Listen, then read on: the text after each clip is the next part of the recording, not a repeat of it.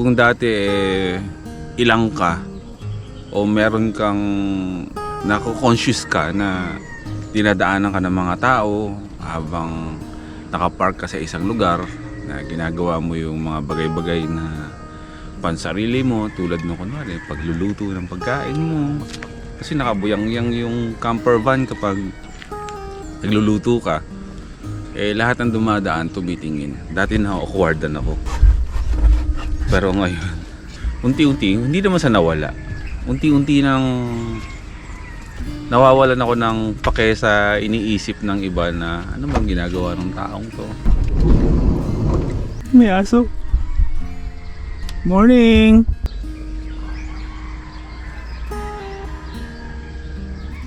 Hi.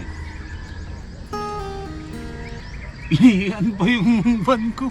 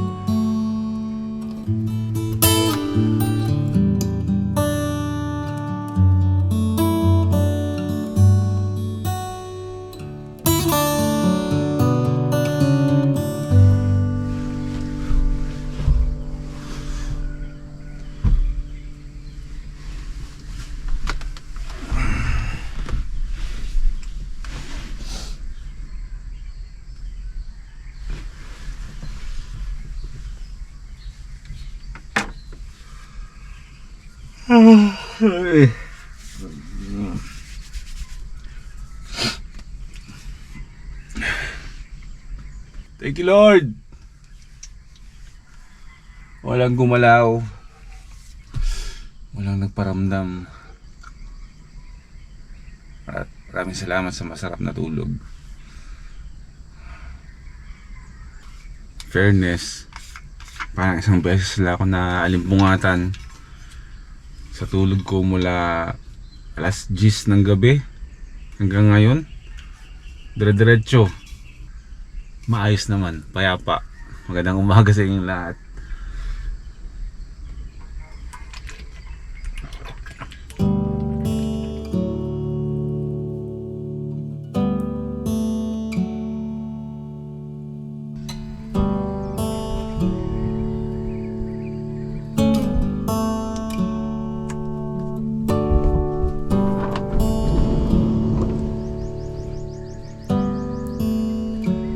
May aso.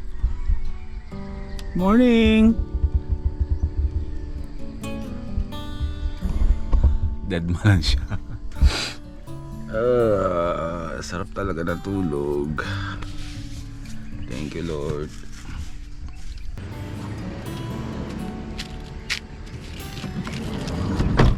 Medyo safe naman tayo kagabi kasi may mga kabahayan naman tayong katabi. Isang malawak, hindi naman kalawakang mais na katatapos lang mag-harvest. Kaya pa, all goods. Matakot.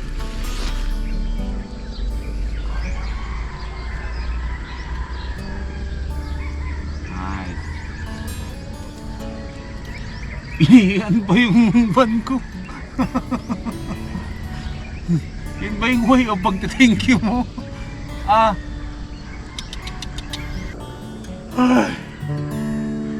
Ba't pa nga ikli ng gabi?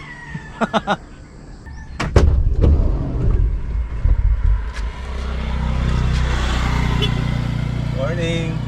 yung awkwardness na gumising ko sa umaga, na dinadaan-daanan ka na ng mga lokal, yung mga motorsiklo na single na dumadaan-daan dito, tinitignan-tignan ka na. Nung una, awkward sa akin yung ganun, yung parang hindi ko maintindihan, kung parang nahihiya ako na hindi ko maintindihan.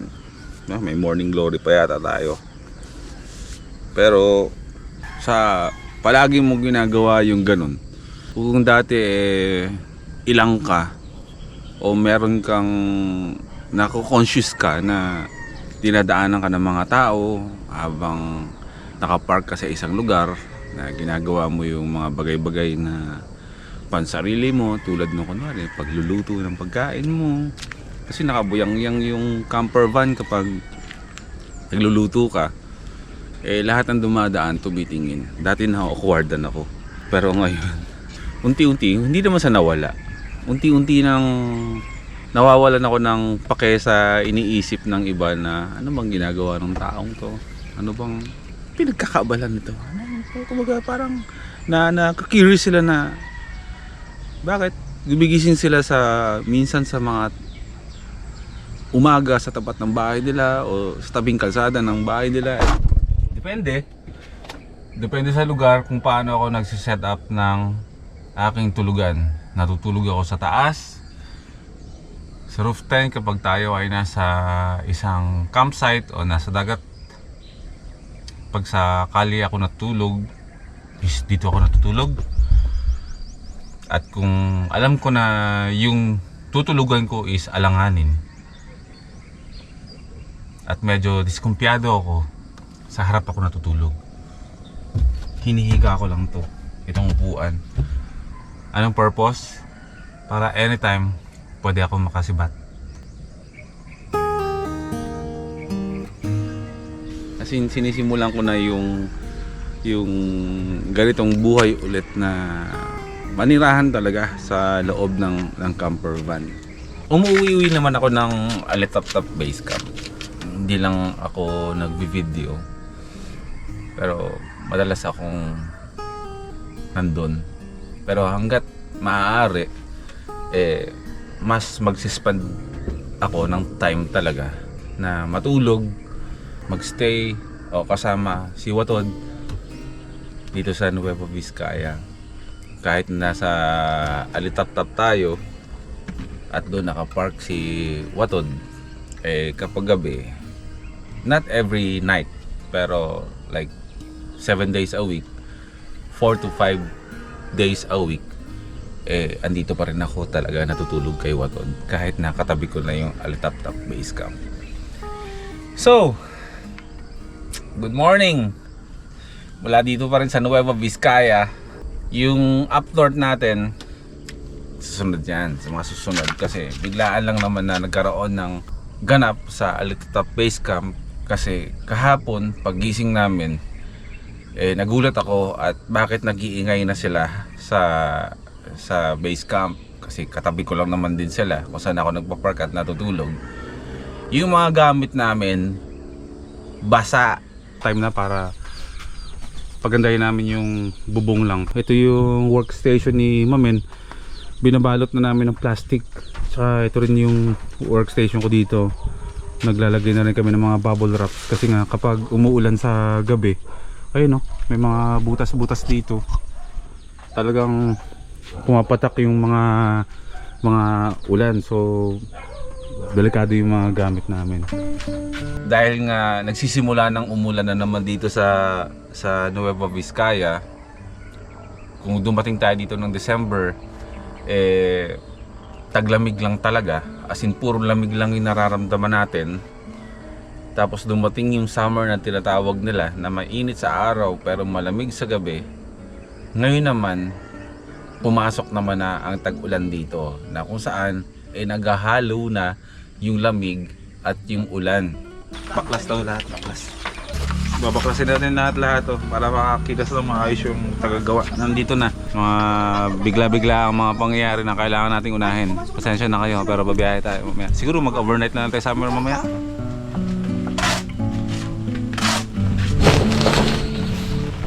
At least ngayon, luluwag at magiging maaliwalas na ngayon yung ating pansamantalang Alitap-Tap Base Camp. Dahil itong camp na to, itong space na to is pahiram naman sa atin to. Hindi pa talaga. Pero sa ngayon, ayusin muna natin to kasi ito yung pansamantalang tinutuluyan namin at dito kasi kami nag-edit. Kaya kahit pa paano, gawin natin presentable kasi nga may mga pumupunta dito para bisitahin tayo. At dito rin kami nag-edit. So sinesecure namin yung mga gamit namin na hindi siya mababasa ng ulan.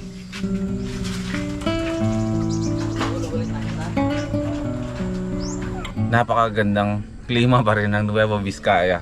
Wala akong masabing ano ba naman tong Nueva Vizcaya na to. Ganito yung klima dito. As in, hindi eh. Napakasarap, napaka-perfect nga. All weather nandito pero andun yung comfort pa rin. Na kahit na pumasok na yung summer dito, kamakailan, hindi pinagdadamot ng kalikasan ang lamig sa gabi kung saan yun yung oras na nagpapahinga ang mga tao. Maraming salamat Nueva Vizcaya sa napakaganda mong klima.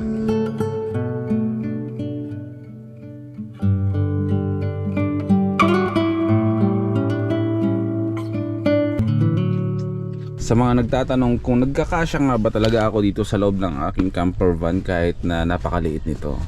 Yes, nakaka-stretch ako dyan. Nang hindi umaabot yung aking paa doon sa upuan, tinitiklop ko yun eh. Nakaka-stretch ako dyan. Kanto to kanto yung height ko. Pero meron akong space doon para makapag-stretch. Morning! Kahit sa ang sulok, first timer. Palabati ang mga taga Nueva Vizcaya. Sanay tayo doon. Nakakapag-stretch ako dyan ng maayos at nakakatulog talaga ako ng maayos. Mating na lang nilalagay ko dito. Ito yung uod ko, yung sleeping bag. Yan na lang yung sinasapin ko. And then, yan na yung mismo yung setup ko pag natutulog ako. So maaga pa naman at hindi ko iiwan muna itong place hanggat hindi sumisikat ng mataas ang araw. Pero malabong tumaas agad yung sikat ng araw o yung araw nito kasi nga dahil nga nagiging tag-ulan na dito. Ilang days nang umuulan eh. Hindi ko alam kung sisikat ba ang araw ngayon. Kasi kung nakikita nyo, ilang araw na namin napapansin yan na yung kabundukan dito sa paligid ng Cagayan Valley na kung saan nandito ang Nueva Vizcaya is halos pag umaga, pag gumigising kami sa base camp, hindi na namin makita lahat ng mga kabundukan dahil sa kapal ng hamog. Dahil nga tag-ulan na. Dati, noong December, pagdating namin dito, naghahamog-hamog naman. As in, may mga parte lang talaga na mayroong hamog. Mabababa yung mga hamog. Pero hindi tulad na ngayon na talagang hindi nawawala ang lahat ng kaulapan. Nawawala lahat ng kabundukan sa paligid ng Cagayan Valley. Pumasok na nga talaga ang tag-ulan. Tsaka lagi ng madilim ang kalangitan. Which is, alam nyo ba, na pinaka favorite weather ni Boy First Time is yung ganito, yung gloomy, umaambon-ambon, wala gaanong sikat ng araw, mahamog. Yun ang pinaka favorite kong weather. Nakakaramdam ako ng coziness, comfort, happiness, at masarap sabayan yun pagising sa umaga ng mainit na kape. So magkape na tayo.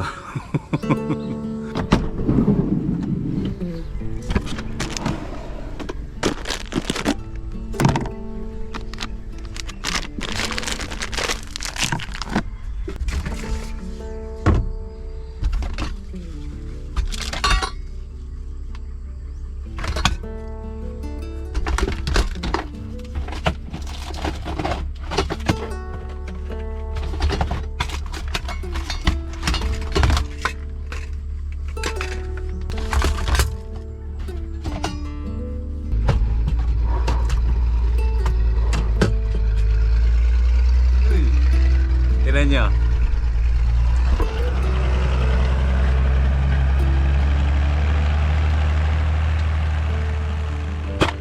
napaka-perfect ng lugar natin para magkape.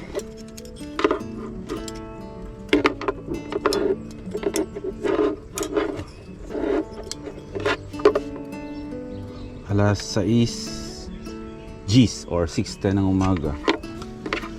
Malamig pa rin ang simoy ng hangin. Kaya saktong-sakto sa ating kape. Samahan niyo muna ako magkape. Mag-iit muna tayo ng tubig.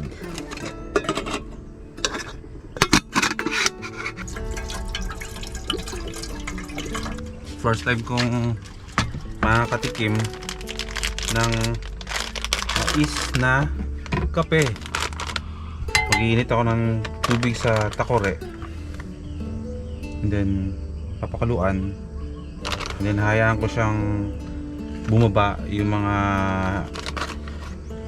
kape. Hindi ko alam kung anong tamang term dun eh. Granules lang ang alam ko. Hayaan ko muna yung mag-sink pababa, and then saka ko siya ililipat dun sa mga tumblers ko. Siguro okay na yan. Coincidence, nagiinom ka ng kapeng mais sa maisan. Nice.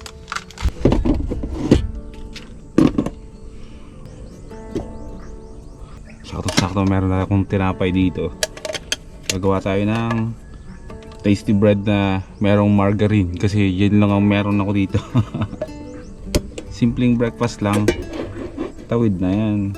Yun na lang para hindi masunog. Meron kasi akong baon na loaf bread na binili ko sa 7-Eleven. Simpleng sandwich lang, tsaka kape. All goods na yan. Whoa.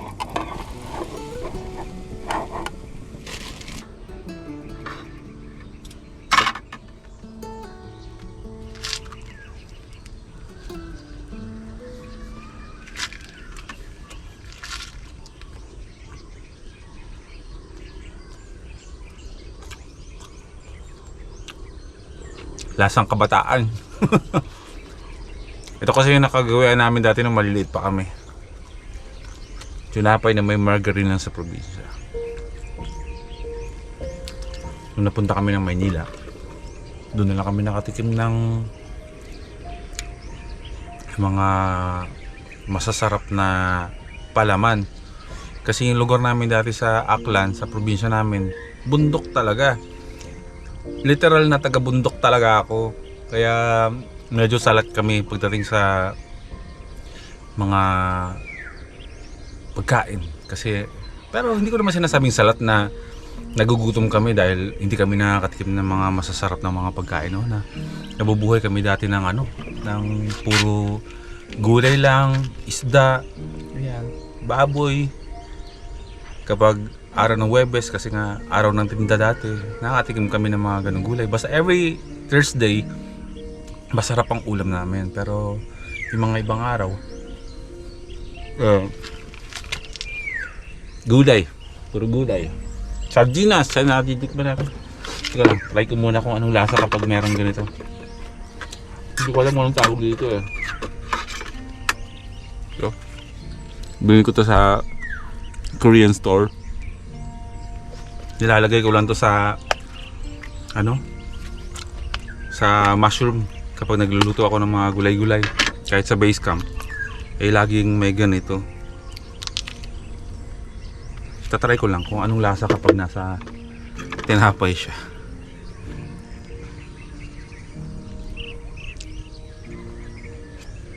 Wala namang masama kung titikman natin. Tsaka wala namang masama pag magmi-mix-mix tayo, kasi pag titikman sa tiyan yan eh, nagsasama-sama naman lahat yan.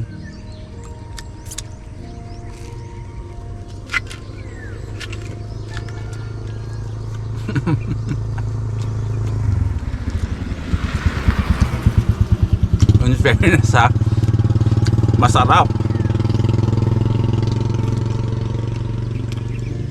Para ka nag-breakfast sa samgyeopsalan. Pero masarap. I-introduce ko to sa mga kaibigan ko.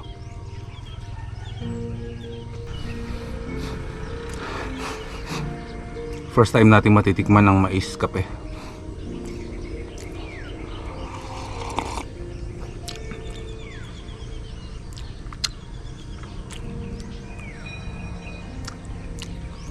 Bakit parang lasang rice coffee siya?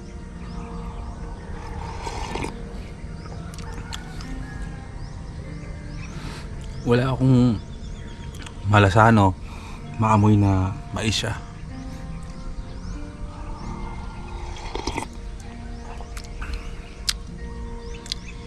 Pero masarap. Malayo siya dun sa nakagawin natin mga native coffee ng Kalinga. Meron siyang kakaibang lasa na siguro yun yung mais na tinatawag, pero promise hindi ko siya malasahang mais, kundi kakaibang lasa lang ng kape. Ibang lasa ng kape. Babalikan pa to lugar na to para tulog-tulugan at magpahinga.